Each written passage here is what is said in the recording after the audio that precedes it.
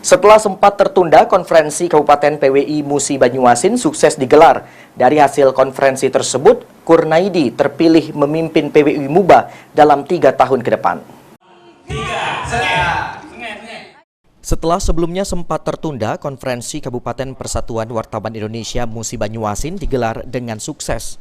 Dalam kegiatan tersebut, PWI Muba juga melakukan pemilihan ketua baru masa jabatan 2023-2026. yang dibuka langsung oleh Ketua PWI Sumsel Firdaus Komar. Setelah melakukan proses pemilihan, Kurnaidi akhirnya terpilih menjadi Ketua PWI Muba masa jabatan 2023-2026 dengan perolehan suara sebanyak 32 suara. Dengan terpilihnya ketua baru, Ketua PWI Sumsel Firdaus Komar berharap agar ketua terpilih dapat membawa organisasi wartawan tertua di Indonesia ini menjadi lebih baik dan mampu membawa visi misi PWI secara keseluruhan, termasuk juga untuk meningkatkan kualitas seluruh wartawan yang menjadi anggota PWI di Musi Banyuasin. PWI Muba ini kan bagian dari PWI Provinsi Sumatera Selatan, salah satu bagian yang tentu kita harapkan bahwa satu organisasi itu adalah satu PWI yang mengemban visi misi PWI secara keseluruhan.